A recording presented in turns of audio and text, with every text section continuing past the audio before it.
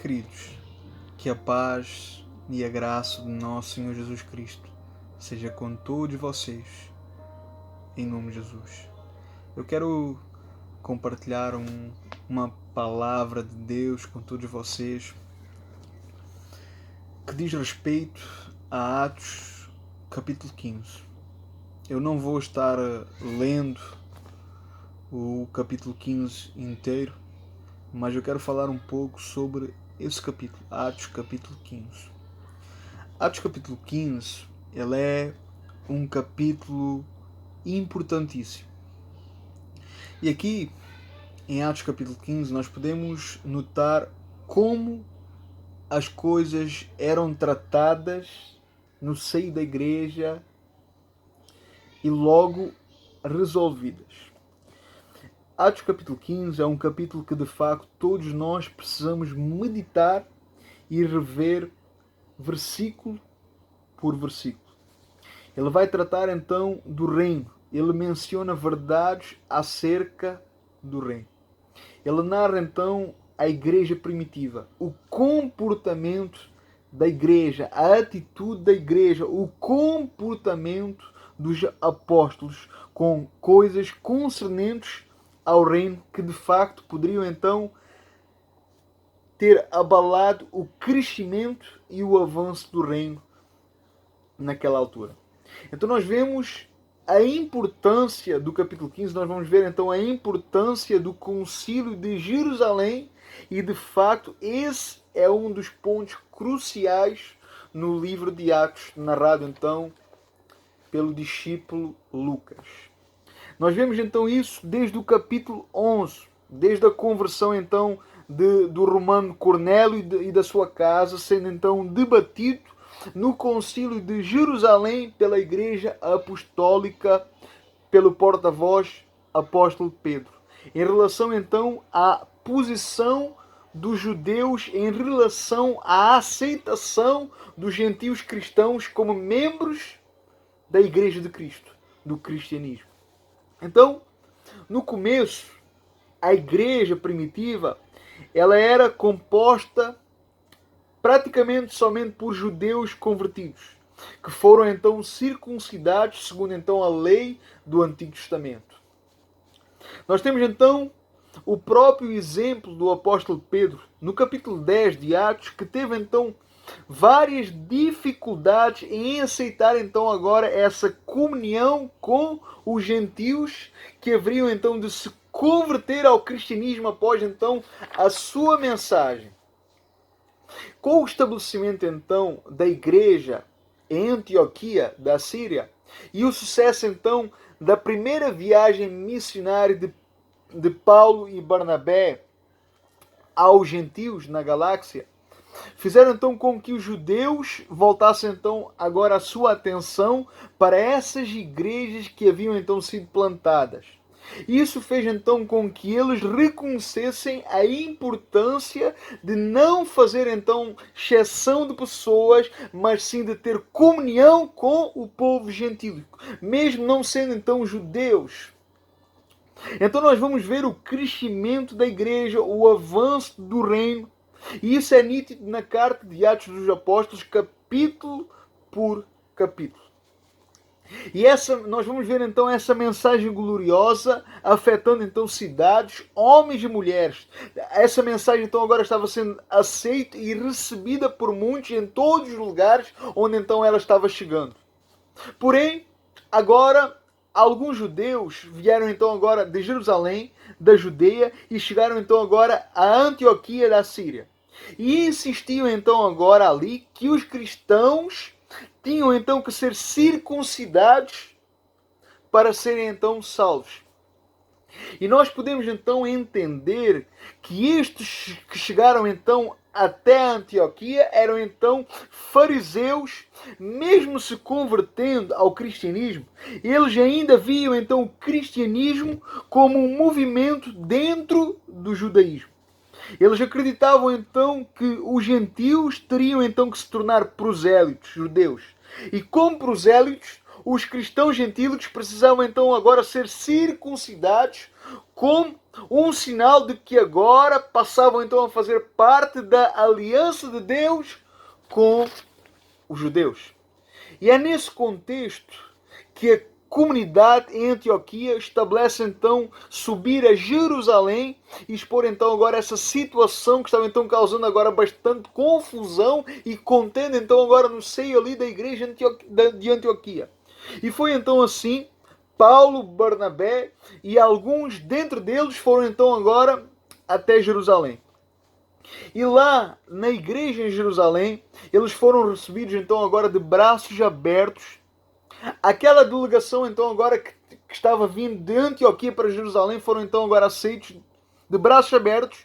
E então a igreja agora em Jerusalém estavam então agora prontos, de ouvidos abertos, para poder entender acerca daquela situação que estava então causando confusão. O que é certo é que aquele assunto também ali agora gera então uma certa discussão, uma certa confusão. E é pela boca do apóstolo Pedro, com suas palavras, que ele vai lembrar então a família de Cornélio, que era gentílica. Depois então ele vai citar algumas verdades eternas de que o homem é salvo somente pela fé, mediante a graça de Deus. De Pedro, agora a voz passa para o apóstolo Paulo, que apresenta então para eles a sua primeira viagem missionária aos gentios, onde ele e Barnabé contaram então agora como Deus havia então transformado a vida dos gentios por meio então do evangelho de Jesus Cristo. O testemunho então de Paulo e Barnabé naquele concílio seria então agora crucial. Por último, nós vemos então que o concílio agora houve então agora Tiago, aquele que era então uma das 3 colunas da igreja de Cristo. Tiago, ele foi então o líder da igreja em Jerusalém até ao momento que ele morreu apedrejado por ordem do sumo sacerdote. Tiago então ele era meio irmão do Senhor Jesus, aquele que não havia então crido até que Jesus então lhe apareceu pessoalmente depois então da sua ressurreição. Embora o testemunho então de Pedro e Barnabé e Paulo fosse então importante para que o concílio agora tomasse uma decisão, era necessário então algo mais do que as experiências que eles tiveram então com os gentios. O concílio então agora precisava saber o que a palavra de Deus dizia. E Tiago então agora pela palavra afirmaria então tudo aquilo que estava acontecendo entre os gentios, que tudo isto então estava plenamente de acordo com o Antigo Testamento. Paulo, Barnabé e Pedro testemunharam então seus exemplos. E Tiago então agora comprovaria e evidenciaria que quem estava por detrás de tudo isso não era o homem, não era a religião, mas era o próprio Deus, era a vontade de Deus. E nisso então ele agora sugeriu que uma carta fosse então endereçada então aos gentios em Antioquia que acreditavam em Jesus, para isentá-los então agora das exigências da lei judaica. Contudo, queridos, nós precisamos entender que Tiago, embora não quisesse perturbar os gentios com o cerimonial judaico, ele também deixaria bem claro na sua carta que certas práticas teriam que ser evitadas pelos gentios. E ele cita 4: carne oferecida aos ídolos, a prostituição, a carne de animal sufocado e a carne com sangue. Porque se os gentios continuassem com tais práticas, a tensão que havia entre ele e os da comunidade judaica cristãos continuaria então existindo uma grande confusão e contendas. Então nós vemos que embora só 4 pessoas tivessem falado naquele concílio, naquela reunião, todos de alguma forma participaram para uma decisão final. Veja, de facto, uma decisão errada naquela altura remeteria a igreja cristã ao jugo da lei judaica e atrapalharia o seu crescimento como o Senhor então havia planejado. O versículo 22 do capítulo 15 é importantíssimo. Ele diz então que pareceu bem aos apóstolos e anciãos e com toda a igreja. Então note que o concílio procedeu então para resolver então completamente aquela questão. Primeiro, o problema foi exposto de modo bem claro para todos. Ambos os lados participaram do discurso. Segundo, os fatos foram apresentados por aqueles que tinham então pleno conhecimento dos fatos. Terceiro, o concílio foi presidido por uma pessoa de total confiança por sua objetividade e sabedoria. Então, veja, quão bom seria se esse método fosse usado então nos nossos dias, no contexto dos nossos dias. De resolver então os conflitos existentes que estão então no seio da igreja, afetando e danificando a igreja. De eleger então homens e enviá-los a fazer então o que eles têm que fazer, a resolver então o que eles têm que resolver, a apresentar a verdade mesmo quando muitos não querem ouvir ou aceitar. Os apóstolos e anciões enviaram então representantes de ambos os lados que faziam então parte da discussão. Eles enviaram então um judeu chamado Judas e enviaram então um grego, um gentílico, um homem chamado Silas, com Paulo e Barnabé, para confirmar e reforçar então a decisão do concílio daquela reunião em Jerusalém. Então vemos que aquele concílio era totalmente direcionado pelo Espírito Santo. Então veja, é o Espírito Santo que tem que exercer a função então da sua importância do que toca então a decisões espirituais, a decisões doutrinárias. E por último então você vê a maneira como todos receberam então agora esta carta, receberam então estas palavras em Antioquia da Síria, que mostrava então claramente que nada daquelas exigências eram necessárias para a salvação, porque a salvação então era dada pela graça, por meio da fé em Jesus Cristo, autor e consumador da fé. Isso então encheu-lhes de grande júbilo, de grande alegria. Então, queridos, como nós precisamos disto em nossos dias? De fazer então disto verdade em nossos dias, de aplicar então isso nas nossas comunidades.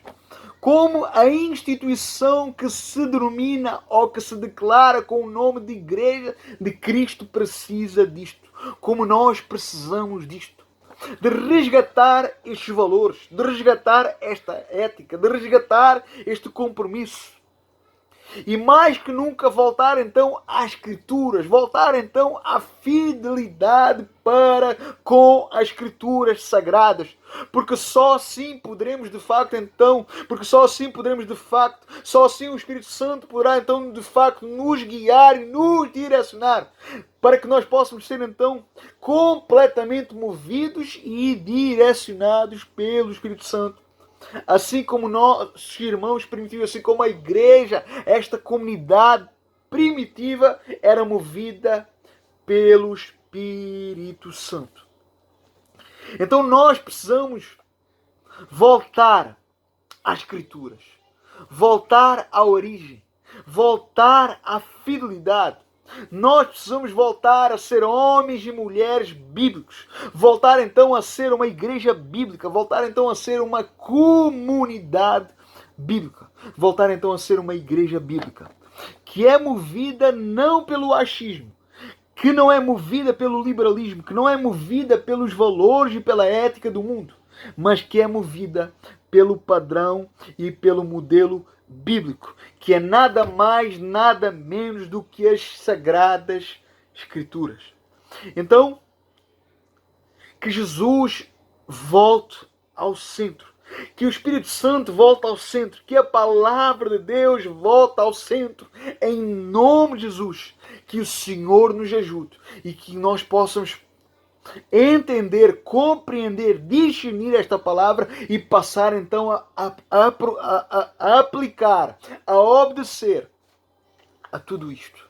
Que o Senhor nos ajude a ser fiéis a isto. Que o Senhor nos ajude.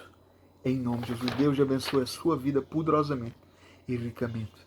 Em nome de Jesus. E que esta palavra, ela venha ser proveitosa sobre a sua vida, que ela venha frutificar na sua vida, na sua comunidade, na sua busca, na sua intensidade, no seu compromisso, na sua responsabilidade como homem, como servo, como discípulo e como embaixador e ministro de Cristo. Em nome de Jesus. Amém.